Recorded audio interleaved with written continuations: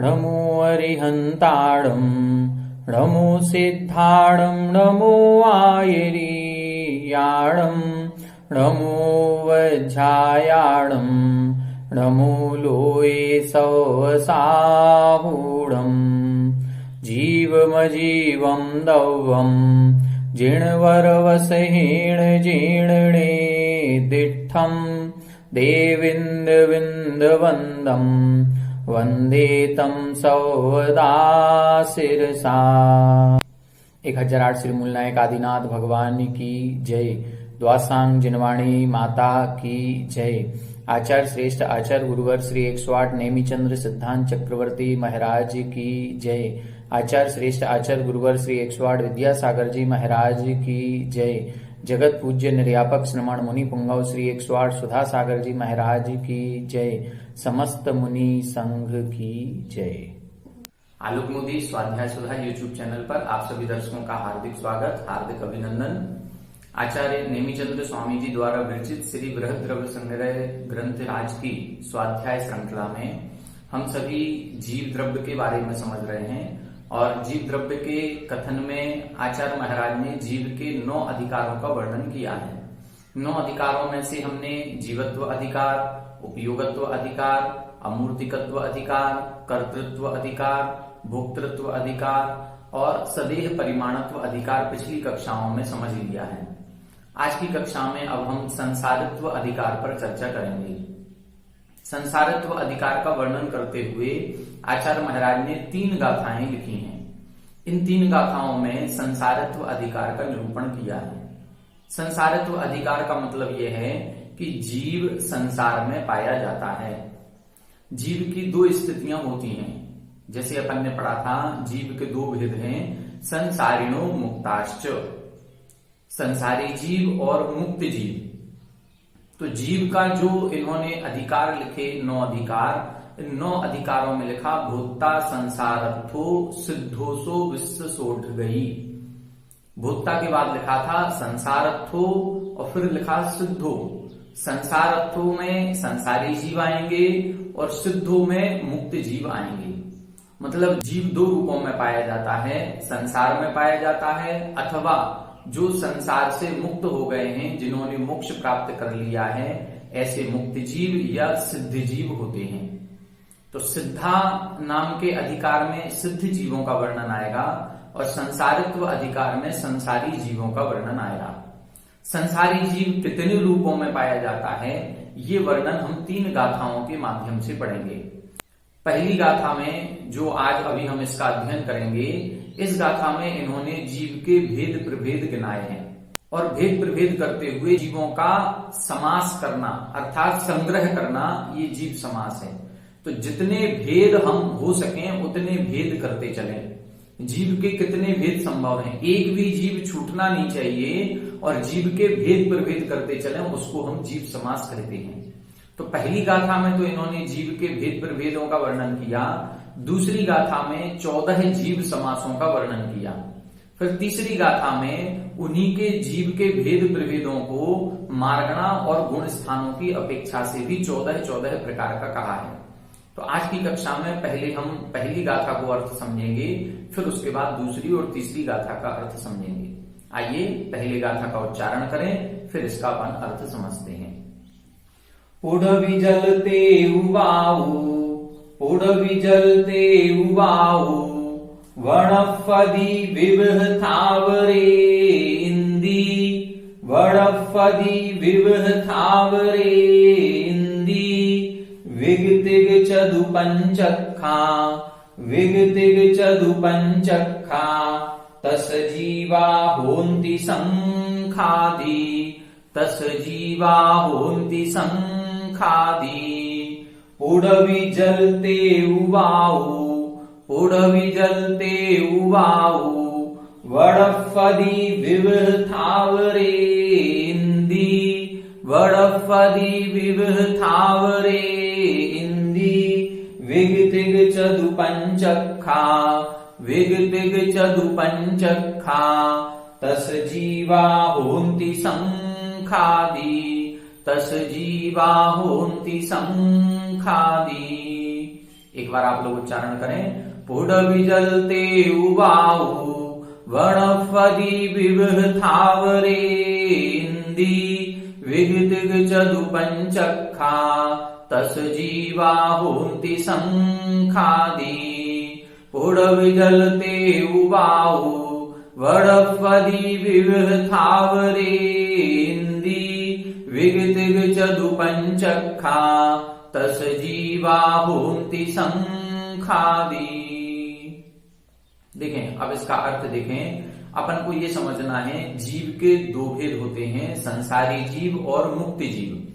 संसारित्व अधिकार में हम संसारी जीवों के भेद प्रभेद पढ़ेंगे। तो संसारी जीवों के मुख्यतः दो भेद किए जाते हैं, संसारिणस त्रसस्थावराः। संसारी जीव के दो भेद, त्रसजीव और स्थावर जीव। अब यहां पर उन्हीं का वर्णन कर रहे हैं। स्थावर जीव 5 प्रकार के होते हैं। तत्वार सूत्र जी में पढ़ा अपन ने, पृथ्वी व्यप तेजो वायु वनस्पतियः स्थावराः। पृथ्वी का एक, जल का एक, अग्नि का एक, वायु का एक और वनस्पति का एक, ये 5 स्थावर कहलाते हैं। इन स्थावरों के कितनी इंद्रियां होती हैं? वनस्पत्यंता नामेकम, वनस्पत्यंता नाम एकम। वनस्पति है अंत में जिनके, ऐसे 5 स्थावरों के एक स्पर्शन इंद्रिय होती है। तो अब हम स्थावर जीवों के 5 भेद कहें या एक इंद्रिय जीवों के 5 भेद कहें, एक ही चीज है। यहां पर भी यही वर्णन इन्होंने किया है। पुडवी, पुडवी का मतलब पृथ्वी, जल यानी जल का एक, तेउ तेज, तेज का मतलब अग्नि का एक, वायु यानी वायु का एक और वनस्पति अर्थात वनस्पति। तो पृथ्वी, जल, अग्नि, वायु और वनस्पति ऐसे विविध, ये विभिन्न प्रकार के, अनेक प्रकार के थावर ए इंदी, ए इंदी, थावरे इंदी लिखा है। तो थावर यानी स्थावर जीव होते हैं। ये कितनी इंद्रिय होते हैं? ए इंदी, एक इंद्रिय जीव कहलाते हैं। जीव 2 प्रकार के हमने कह दिए, स्थावर जीव और त्रस जीव। तो जिनके मात्र एक इंद्रिय पाई जाती है, कौन सी एक इंद्रिय? स्पर्शन इंद्रिय, उनको हम स्थावर जीव कहते हैं। ऐसे स्थावर जीव कितने भेद वाले होते हैं? 5 भेद वाले होते हैं। पृथ्वी का एक, जल का एक, अग्नि का एक, वायु का एक और वनस्पति का एक। इनकी परिभाषा क्या होती है? पृथ्वी ही जिनका शरीर है, पृथ्वी ही जिनका शरीर है उसे हम पृथ्वी कायक कहते हैं। जल ही जिन जीवों का शरीर होता है उसे हम जल कायक कहते हैं। जैसे पानी में एक चींटी तैर रही है, तो चींटी तो त्रसजीव हो गई, चींटी का शरीर अलग दिख रहा है, लेकिन हम क्या कह रहे हैं? पानी ही जिसका शरीर है, ये जो पानी बहता हुआ दिख रहा है ये किसी का शरीर बह रहा है और उस शरीर में आत्मा है। इसी तरह से वायु चल रही है, हवा चल रही है, तो उसमें वायु का एक जीव है। अग्नि जो जल रही है, लौ उठ रही है, ये अग्नि का एक जीव का शरीर है, इसमें अग्नि का एक जीव है।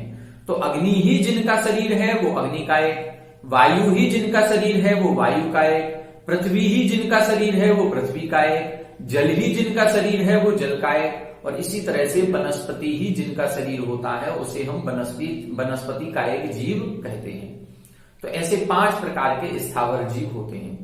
अब त्रसजीव किसे कहते हैं? तो त्रसजीव जो 2 इंद्रिय, 3 इंद्रिय, 4 इंद्रिय, 5 इंद्रिय वाले होते हैं उन्हें हम त्रसजीव कहते हैं।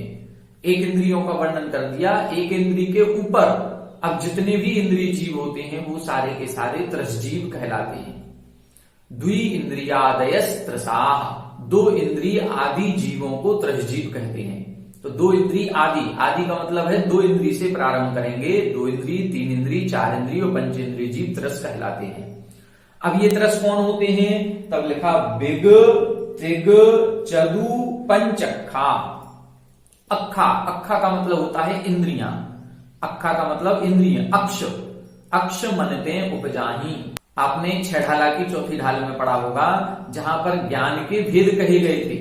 उन ज्ञान के भेद में लिखा था तास भेद 2 हैं परोक्ष परत चितिन माही, मति श्रुत 2 परोक्ष अक्ष मनते उपजाए। अक्ष का मतलब क्या होता है? इंद्रियां।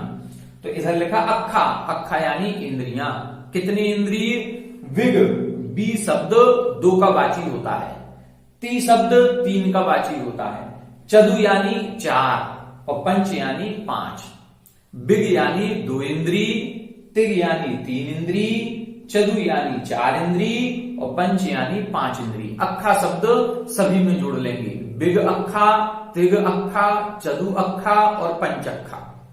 अपन लोग आलोचना पाठ में पढ़ते हैं इक वे ते चौ इंद्री जीवा।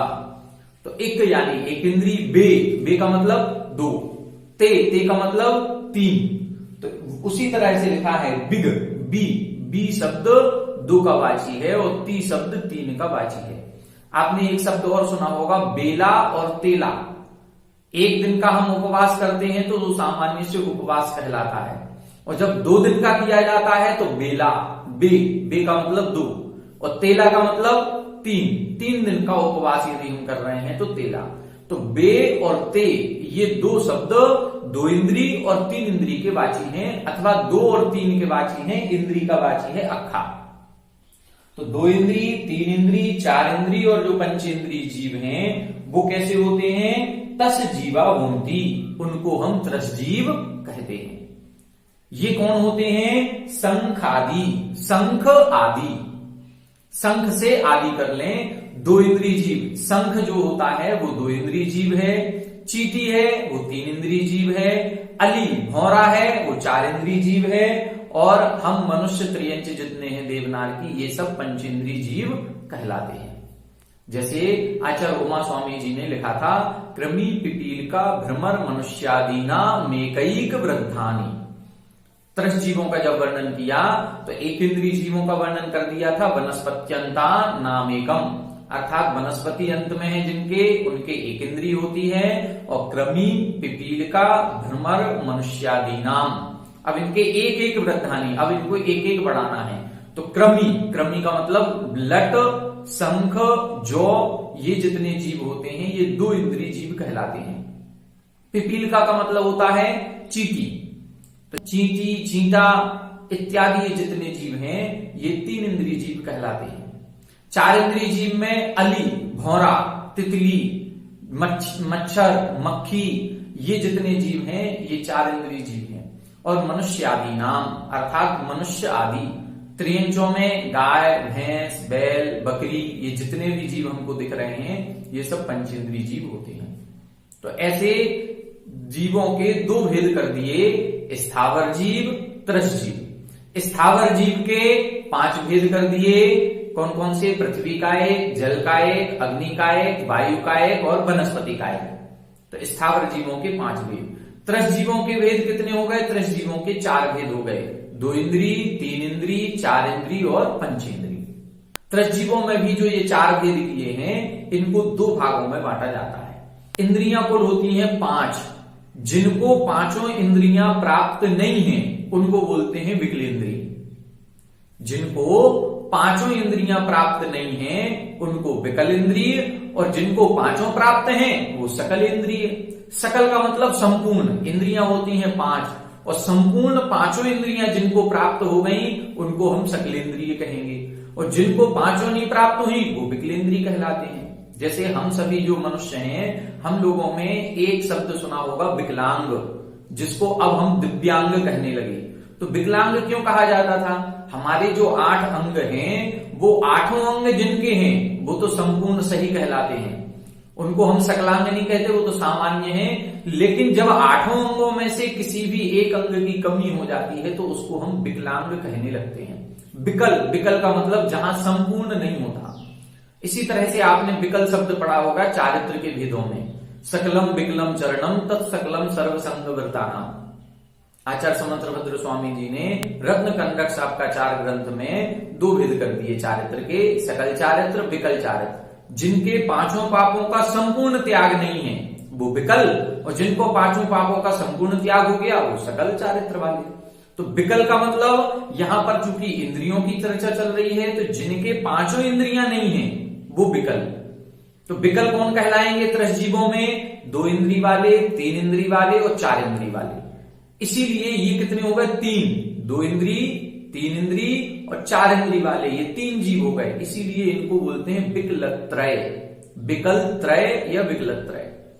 और जिनके पंचेंद्रियां 5 इंद्रियां हैं उनको हम सकलेंद्रिय कहते हैं। तो इस प्रकार से अब अपन भेद करेंगे।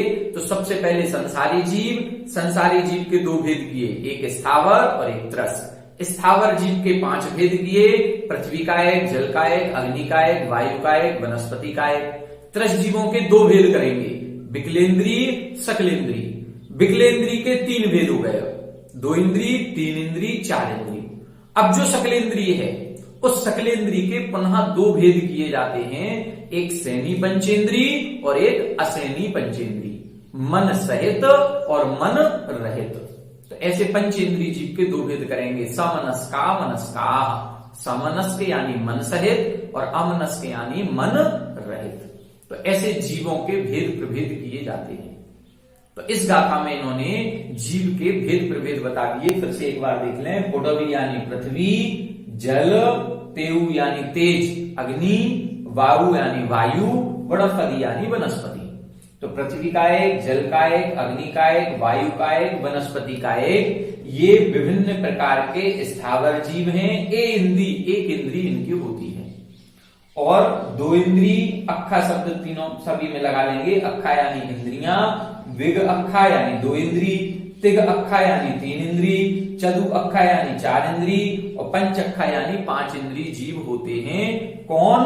तस जीवा होंती, त्रस जीव कहलाते हैं। शंख आदि, शंख 2 इंद्री, चीटी 3 इंद्री, अली भौरा 4 इंद्री और मनुष्य 5 इंद्री। छेड़ाला जी बड़ी होगी, उसमें भी पंडित दौलत राम जी ने लिखा, दुर्लभ लही ज्यों चिंतामणि त्यों पर्याय लही त्रस्तणी। फिर लिखा लट पिपील अली आदि शरीर। लट यानी 2 इंद्री, पिपील यानी 3 इंद्री और अली यानी 4 इंद्री। धर धर मरियो सही बहु पीलिए, त्रस पर्याय कई बार प्राप्त हो चुकी। तो ऐसे जीवों की अपन ने ये भेद प्रभेद पढ़ लिए। अब अगली गाथा में बता रहे हैं 14 जीव समास। अब अपन इन्हीं भेदों के और भेद करते चलेंगे। जब और अधिक भेद करते हैं तो उन्हीं में हम जीव समास आ जाते हैं। 14 जीव समास, 19 जीव समास, 57 जीव समास और 98 जीव समास, ऐसे भेद किए जाते हैं। 98 से ज्यादा भेद जीवों के नहीं बनते हैं, इसीलिए 98 जीव समास तक का वर्णन प्राप्त होता है। आइए अब अपन 14 जीव समासों को समझते हैं। आइए देखें, अगली गाथा देखते हैं। अभी अपन ने पिछली गाथा में संसारी जीवों के 2 भेद पढ़े, एक स्थावर जीव और एक त्रस जीव। स्थावर जीवों के 5 भेद देखे थे, पृथ्वी का एक, जल का एक, अग्नि का एक, वायु का एक, वनस्पति का एक। और त्रस जीवों के 4 भेद देखे थे, 2 इंद्री, 3 इंद्री, 4 इंद्री और पंचेंद्री। स्थावर जीवों के 1 इंद्री ही होती है और 2 इंद्री, 3 इंद्री, 4 इंद्री, पंचेंद्री जीवों के उदाहरण भी उन्होंने बताए थे। शंख आदि 2 इंद्री, चीटी आदि 3 इंद्री, भौरा आदि 4 इंद्री और मनुष्य आदि 5 इंद्रिय। ऐसे संसारी जीव होते हैं। अब संसारी जीवों के उसके अलावा और भी भेद प्रभेद बता रहे हैं, वो भेद प्रभेद अपन इस गाथा में समझेंगे। ये जो भेद प्रभेद बताए जा रहे हैं इसमें 14 भेद बताएंगे और इन 14 भेदों को 14 जीव समास भी कहा जाता है। आइए पहले गाथा का उच्चारण करें, फिर इसका अपन अर्थ समझते हैं।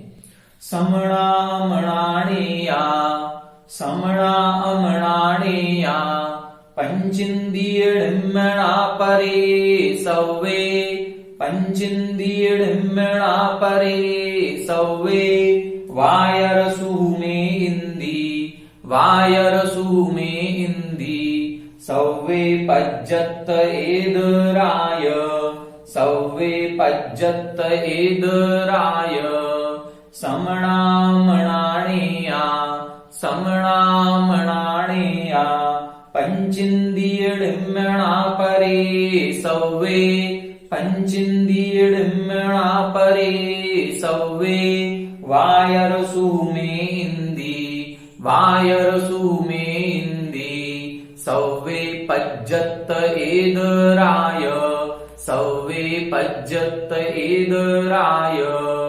एक बार आप लोग उच्चारण करें। समणामणाणेया, पंचिंदीर्णा परे सौवे, वायरसु में इंदी, सौवे पज्जत एदराय, समणामणाणेया पंचिंदीर्मणा परे सव्वे वायरसुमेन्दी सव्वे पज्जत्तेदराय। देखें, अब यहां पर एक इंद्रिय जीवों के और पंचेंद्रिय जीवों के पुनः भेद प्रभेद कर रहे हैं। अभी अपन ने जो एक इंद्रिय जीव के 5 भेद देखे थे, अभी इन्हीं 5 भेदों का विस्तार किया जाएगा। 2 इंद्रिय, 3 इंद्रिय और 4 इंद्रिय, ये 3 जो विकल्पत्रय जीव हैं, इनके कोई भी भेद प्रभेद नहीं होते। एक इंद्रिय के भेद प्रभेद होंगे और पंचेंद्रिय के होंगे। वही भेद प्रभेद यहां पर बता रहे हैं। देखें, समणा अमणा णेया। समणा मन सहित, अमणा मन रहित। मन से सहित और मन से रहित णेया जानना चाहिए। किसको जानना चाहिए? पंचेंद्रिय। जो पंचेंद्रिय जीव हैं, इन पंचेंद्रिय जीवों के 2 भेद करेंगे। जो अपन ने अभी हाल पढ़ा था पिछली गाथा में कि पंचेंद्रिय जीव के 2 भेद कर देते हैं, सैनी पंचेंद्रिय, असैनी पंचेंद्रिय। आचार्य उमा स्वामी जी ने एक सूत्र लिखा था, समनस्का मनस्का। वही चीज यहां पर लिख रहे हैं, समणा अर्थात मन सहित या समनस्क, अमणा अमनस्क। तो समनस्क और अमनस्क ये 2 भेद जानना चाहिए। किसके जानना चाहिए? पंचेंद्रिय अर्थात पंचेंद्रिय जीवों के। तो ये समनस्क और अमनस्क, सैनी या असैनी जो 2 भेद हैं, ये पंचेंद्रिय जीव के ही होते हैं। अन्य जीवों के क्यों नहीं होते? क्यों? क्योंकि ऋण्मणा परे सव्वे, परे सव्वे इन पंचेंद्रिय को छोड़ करके जितने भी 1 इंद्रिय, 2 इंद्रिय, 3 इंद्रिय, 4 इंद्रिय जीव हैं, ये ऋण्मणा, ऋण्मणा का मतलब निर्मनस्क ही होते हैं। निर्मनस्क का मतलब है अमनस्क, मन रहित ही होते हैं। पंचेंद्रिय जीव में ही ये 2 भेद पाए जाएंगे, मन सहित और मन रहित।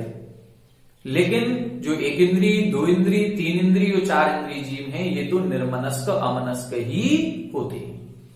और क्या भेद कर रहे हैं? वायर सुहुमे इंदी।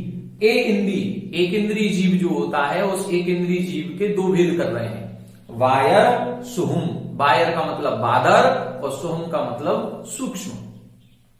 एक इंद्रिय जीव के कितने भेद? अभी अपन ने 5 भेद पढ़े थे, पृथ्वी का एक, जल का एक, अग्नि का एक, वायु का एक, वनस्पति का एक। अब यहां पर 2 भेद बता रहे हैं। यदि एक इंद्रिय जीव के 2 भेद करेंगे तो एक बादर एक इंद्रिय और एक सूक्ष्म एक इंद्रिय। इस प्रकार से ये कितने हो गए?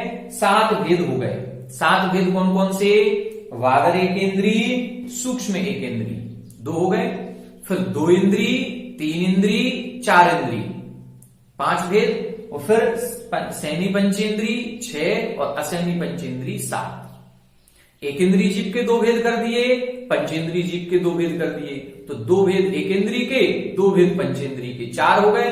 और फिर 2 इंद्रिय, 3 इंद्रिय और 4 इंद्रिय, इन जीवों को जोड़ दें तो 7 भेद कुल मिलाकर के हो गए। अब इन 7 भेदों में सव्वे पज्जत्त इदराय, सव्वे पज्जत्त, ये 7 जीव पज्जत्त यानी पर्याप्तक भी होते हैं। और इधर, इधर का मतलब होता है इतर, इतर का मतलब विपरीत, इनके विपरीत अर्थात अपर्याप्तक भी होते हैं। 7 जीव पर्याप्तक, 7 जीव अपर्याप्तक, तो कितने हो गए? 14 भेद हो जाते हैं। तो इस प्रकार से जो जीव हैं, संसारी जीव के कितने भेद कर दिए? 14 भेद कर दिए। अब यहां पर जो अपन 14 जीव समास लगाए जाते हैं, इन 14 जीव समासों में पृथ्वी, जल, अग्नि, वायु का भेद नहीं करेंगे। जब हम 14 जीव समास लगाएंगे तो ये भेद नहीं करेंगे। अपन भेद कौन से करेंगे? बादर एक इंद्रिय, सूक्ष्म एक इंद्रिय, फिर 2 इंद्रिय, 3 इंद्रिय, 4 इंद्रिय, सैनी पंचेंद्रिय, असैनी पंचेंद्रिय, ये 7 पर्याप्तक, ये 7 अपर्याप्तक, ऐसे 14 भेद होते हैं। 14 भेदों में हमेशा ध्यान रखें, पहले 7 पर्याप्तक लिखें, फिर 7 अपर्याप्तक लिखें।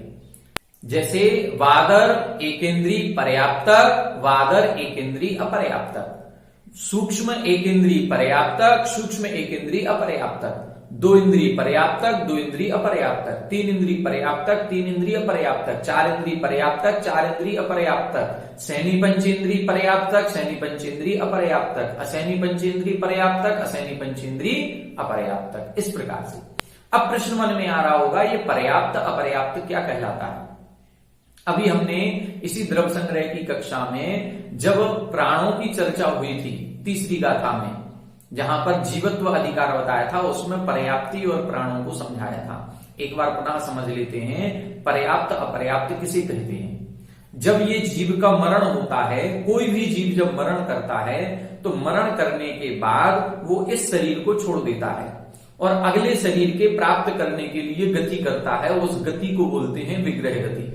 विग्रह गति के उपरांत वो जन्म स्थान पर पहुंचता है और जैसे ही जन्म स्थान पर पहुंचा अपने शरीर का निर्माण करना प्रारंभ करता है।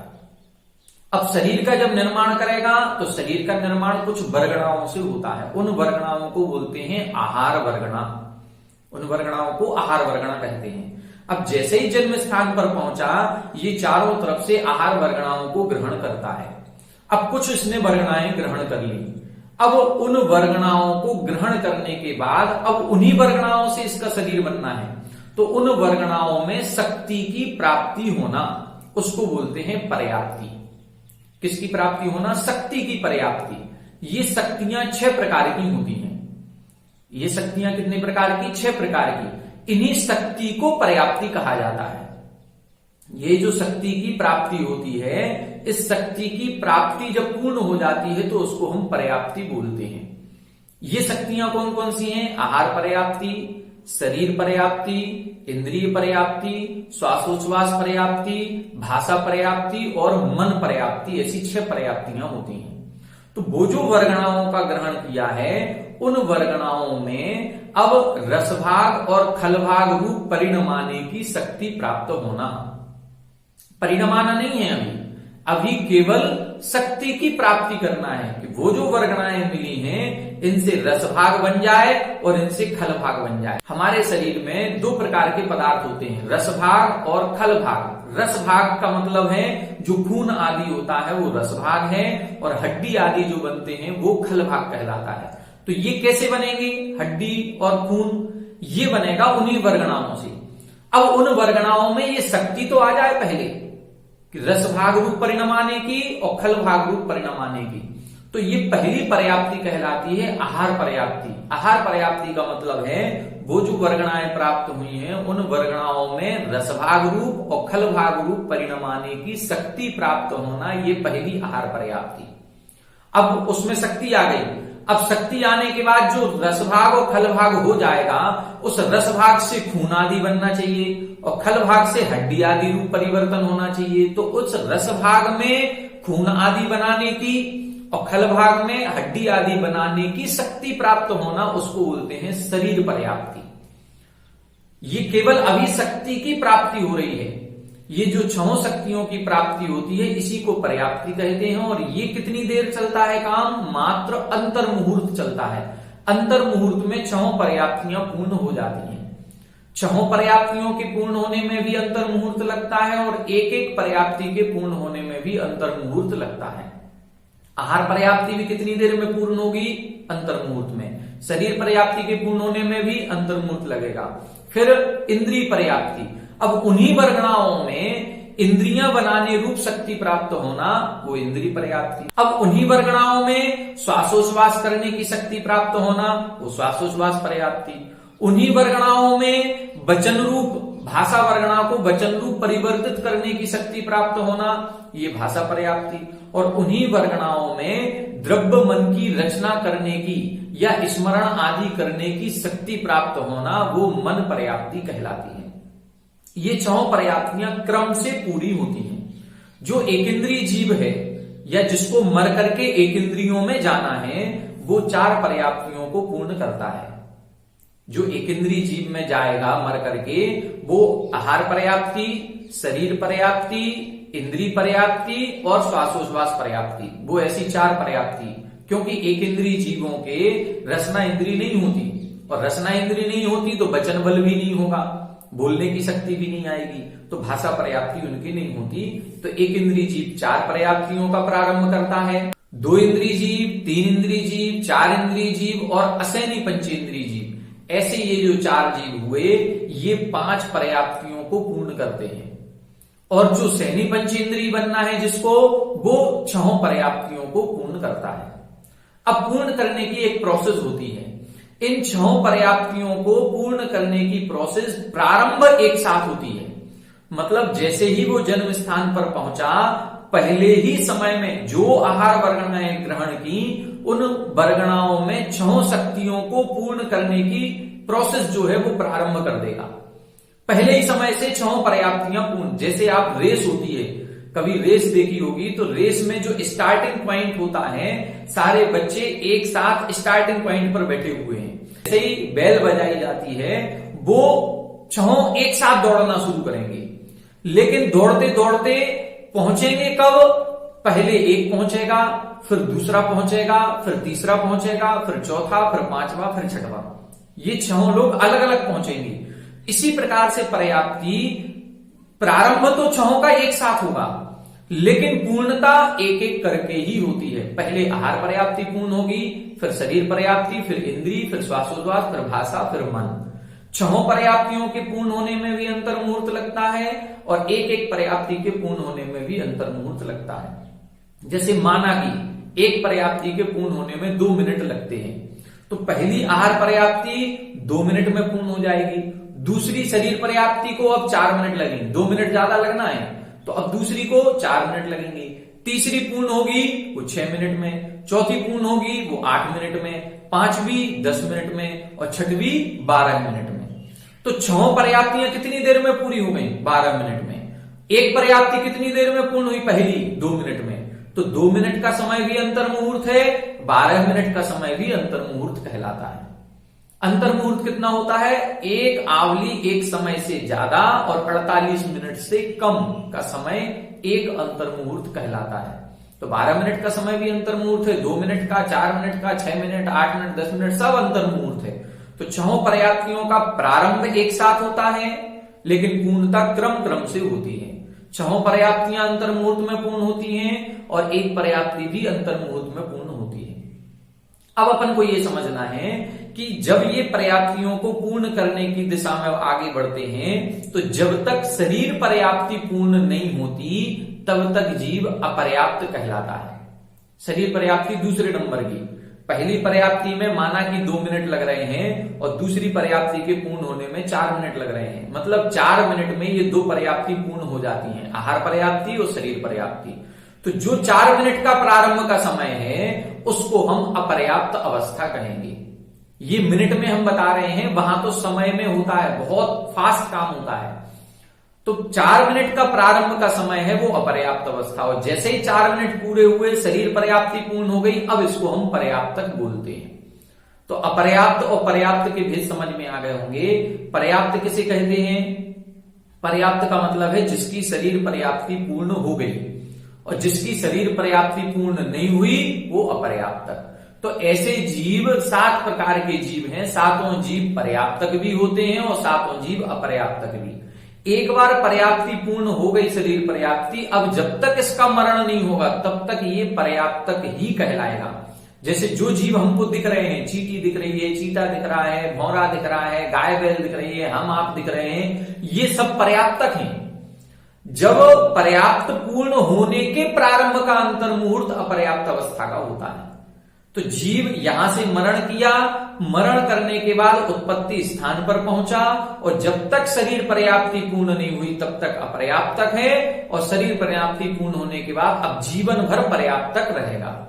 तो अब हम मान लो कोई एक जीव भौरा बनने के लिए जा रहा है, तो यहां से मरण हो गया, अब भौरा बनने जा रहा है, तो वो भौरे की पर्याय में पहुंचा, और जब तक शरीर पर्याप्ति पूर्ण नहीं हुई तब तक हम उसको क्या कहेंगे? 4 इंद्रिय जीव है, अपर्याप्तक। तो अपर्याप्त 4 इंद्रिय, और जैसे ही उसकी पर्याप्ति पूर्ण हो गई, शरीर पर्याप्ति पूर्ण हो गई, अब इसको हम बोलेंगे पर्याप्त 4 इंद्रिय। इसी प्रकार से कोई 1 इंद्रियों में जा रहा है, मान लो बादर 1 इंद्रिय में जन्म लेना है, तो जब तक उसकी पर्याप्ति पूर्ण नहीं हुई, जब तक वो बादर अपर्याप्त 1 इंद्रिय है, और जैसे ही शरीर पर्याप्ति पूर्ण हुई, अब बादर पर्याप्त 1 इंद्रिय हो गया। तो इस प्रकार से 7 प्रकार के जीव हैं। बादर 1 इंद्रिय, सूक्ष्म 1 इंद्रिय, 2 इंद्रिय, 3 इंद्रिय, 4 इंद्रिय, सैनी पंचेंद्रिय, असैनी पंचेंद्रिय। तो ये 7 जीव जब तक पर्याप्ति पूर्ण नहीं किए, शरीर पर्याप्ति, तब तक ये 7 अपर्याप्त रहेंगे। और पर्याप्ति पूर्ण होने के बाद ये सातों पर्याप्तक हो जाएंगे। तो पहले की अवस्था में अपर्याप्तक, तो सातों अपर्याप्त और सातों पर्याप्त, ऐसे 14 भेद बनते हैं। ये 14 जीव समास कहलाते हैं। अब जीव समास के जब 19 भेद किए जाते हैं, तब 19 भेदों में क्या करते हैं, अब इसको और थोड़ा सा समझ लेते हैं, बिल्कुल सरल है। 19 भेदों में अब अपन क्या करेंगे, पांचों ही स्थावरों में बादर और सूक्ष्म का भेद बनता है। बादर पृथ्वी का एक, सूक्ष्म पृथ्वी का एक, वादर जल का एक, सूक्ष्म जल का एक, वादर अग्नि का एक, सूक्ष्म अग्नि का एक। वनस्पति का एक जीवों के भी भेद प्रभेद किए जाते हैं। वनस्पति का एक जीव के 2 भेद करते हैं, साधारण वनस्पति और प्रत्येक वनस्पति। साधारण वनस्पति के पुनः 2 भेद किए जाते हैं, नित्य निगोद, इतर निगोद। ये नित्य निगोद और इतर निगोद के भी 2 भेद होते हैं, सूक्ष्म और वादर की अपेक्षा से। सूक्ष्म नित्य निगोद, वादर नित्य निगोद, सूक्ष्म इतर निगोद, वादर इतर निगोद। अब जो प्रत्येक वनस्पति है, उस प्रत्येक वनस्पति के दोनों पुनः 2 भेद करते हैं, सप्रतिष्ठित प्रत्येक, अप्रतिष्ठित प्रत्येक। ये जो सप्रतिष्ठित और अप्रतिष्ठित प्रत्येक हैं, ये बादर ही होते हैं, इनमें बादर सूक्ष्म का भेद नहीं होता। तो इस प्रकार से एक इंद्रिय जीवों की जब हम भेद करते हैं, तो एक इंद्रिय जीवों के 14 भेद हो जाते हैं। 14 भेद कौन कौन से हो गए, पृथ्वी का एक सूक्ष्म, पृथ्वी का एक वादर, जल का एक सूक्ष्म, जल का एक वादर, वायु का एक सूक्ष्म, वायु का एक वादर, अग्नि का एक सूक्ष्म, अग्नि का एक वादर। 8 हो गए। फिर नित्य निगोद सूक्ष्म, नित्य निगोद वादर, इतर निगोद सूक्ष्म, इतर निगोद वादर। 12 हो गए, सप्रतिष्ठित प्रत्येक और अप्रतिष्ठित प्रत्येक। तो ऐसे 14 भेद एक इंद्रिय जीवों के हो जाते हैं। अब इन 14 भेदों में 2 इंद्रिय, 3 इंद्रिय, 4 इंद्रिय, सैनी पंचेंद्रिय और असैनी पंचेंद्रिय, ये 5 भेद और मिला दिए जाते हैं। तो 14 और 5 19, ऐसे 19 जीव समास होते हैं। तो ये 19 जीव समास कहलाते हैं। ठीक है, 14 जीव समास पढ़ लिए अपन ने, और 19 जीव समासों में जब एक इंद्रिय जीवों का और विस्तार कर दिया जाता है, तब जाकर के ये 19 जीव समास बन जाते हैं। तो एक इंद्रिय जीवों का विस्तार अपन ने कैसे किया, एक इंद्रियों के बादर और सूक्ष्म ये 2 भेद किए, ये दोनों भेद सभी में लगाए। तो पृथ्वी का एक, जल का एक, अग्नि का एक, वायु का एक, इन चारों के सूक्ष्म, चारों के बादर, तो 8 भेद हो गए। फिर वनस्पति कायक के साधारण और प्रत्येक वनस्पति होती है, साधारण वनस्पति में नित्य निगोद, इतर निगोद, तो नित्य निगोद के भी सूक्ष्म वादर, इतर निगोद के भी सूक्ष्म वादर। 4 भेद ये हो गए, 4 और 8 12। फिर सप्रतिष्ठित प्रत्येक, अप्रतिष्ठित प्रत्येक, ये बादर ही होते हैं, इसलिए 2 भेद ये 14 भेद एक इंद्रियों के, और 5 भेद 2 इंद्रिय, 3 इंद्रिय, 4 इंद्रिय, सैनी पंचेंद्रिय, असैनी पंचेंद्रिय, ऐसे 19 भेद 19 जीव समास के हो जाते हैं। अब ये जो अपन ने 19 भेद पढ़े हैं, ये 19 भेदों में अभी अपन ने पर्याप्त अपर्याप्त का भेद नहीं किया। अब हम इनमें पर्याप्त पर्याप्त का जब भेद लगाते हैं, तो ये 19 भेद 57 बन जाते हैं। कैसे बन जाएंगे, पर्याप्त जीव तो एक ही प्रकार के होते हैं, पर्याप्त, लेकिन अपर्याप्त जीव 2 प्रकार के होते हैं, लब्ध पर्याप्त और निर्वृत्त पर्याप्त। लब्ध पर्याप्त किसे कहते हैं और निर्वृत्त पर्याप्त किसे कहते हैं, अभी हमने आपको बताया था, जिनके शरीर पर्याप्ति पूर्ण हो जाती है वो पर्याप्त, और जिनके शरीर पर्याप्ति पूर्ण नहीं हुई वो अपर्याप्त। अब इन अपर्याप्त जीवों में 2 प्रकार के जीव होंगे, एक लब्ध पर्याप्त और एक निर्वृत्त पर्याप्त। लब्ध अपर्याप्त का मतलब है ऐसे जीव जो एक भी पर्याप्ति पूर्ण नहीं करेंगे और उसके पूर्व उनका मरण होना निश्चित है।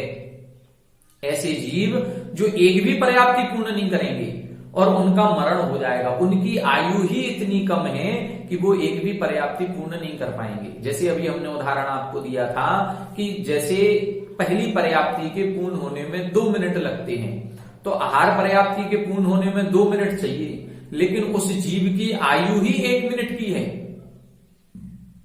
लेकिन उस जीव की आयु ही जब 1 मिनट की होगी, तो वह जीव उस आहार पर्याप्ति को भी पूर्ण नहीं कर पाएगा, उसके पहले ही मरण हो जाएगा। ऐसे जीवों को बोलते हैं लब्ध पर्याप्तक। अब दूसरा होता है निर्वृत्त पर्याप्तक। तो जब तक शरीर पर्याप्ति पूर्ण नहीं हुई तब तक वो अपर्याप्त है, लेकिन ऐसा जीव नियम से शरीर पर्याप्ति पूर्ण करता है, अथवा ऐसे जीव जिनकी आयु इतनी ज्यादा है कि वो कम से कम शरीर पर्याप्ति तो पूर्ण कर ही लेते हैं, ऐसे जीवों को निर्वृत्त पर्याप्तक कहा जाता है। तो ऐसे अब 3 प्रकार के जीव हो गए। 3 प्रकार के जीव कैसे हो गए? एक तो लब्ध पर्याप्तक, एक निर्वृत्त पर्याप्तक। ये दोनों भी अपर्याप्त हैं, लेकिन एक पर्याप्तियों को पूर्ण कभी नहीं कर पाएगा, पहले ही मर जाएगा, और दूसरा नियम से शरीर पर्याप्ति पूर्ण करेगा, नियम से पर्याप्तक बनेगा। तो ये 2 अंतर हो गए, एक लब्ध पर्याप्त, एक निर्वृत्त पर्याप्त, और तीसरा हो गया पर्याप्त। तो ऐसे जो 19 भेद अपन ने पढ़े हैं, ये 19 भेद लब्ध पर्याप्त, ये 19 भेद निर्वृत्त पर्याप्त, ये 19 भेद पर्याप्त। इस प्रकार से 19, 19, 19 57 जीव समास के भेद हो जाते हैं। तो आज की कक्षा में हमने 14 जीव समास पढ़ लिए, 19 जीव समास पढ़ लिए और 57 जीव समास पढ़ लिए। अब इसके आगे 98 जीव समास और होते हैं, उनमें बहुत विस्तार किया गया है। आज की कक्षा में इतना ही करते हैं। आप लोगों को यदि जीव समास के बारे में डिटेल में पढ़ना है तो हमने इसको पहले पढ़ाया हुआ है। आप हमारे चैनल पर आलोक मोदी स्वाध्याय सुधा, इस चैनल को यूट्यूब पर टाइप करें। चैनल जैसे ही ओपन होगा उसकी प्ले लिस्ट में जाएं और प्ले लिस्ट में एक जीव समास की प्ले लिस्ट में एक लिस्ट बनी हुई है। उस जीव समास की 2 वीडियो है। उन 2 वीडियो में हमने 14, 19, 57 और 98 इन सभी प्रकार के जीव समासों को समझाया हुआ है। जो लोग विशेष जानने की इच्छा कर रहे हैं वो हमारी उन 2 वीडियो को देखें, आपको सारे भेद प्रभेद सारे अच्छे से समझ में आ जाएंगे। तो आज की कक्षा में इतना ही। अगली कक्षा में अब हम मार्गणा और गुण स्थानों को समझेंगे कि जीव, संसारी जीव मार्गणा और गुण स्थान की अपेक्षा कितने प्रकार का होता है। आप सभी हमारे साथ बने रहें। सभी को जय जिनेन्द्र।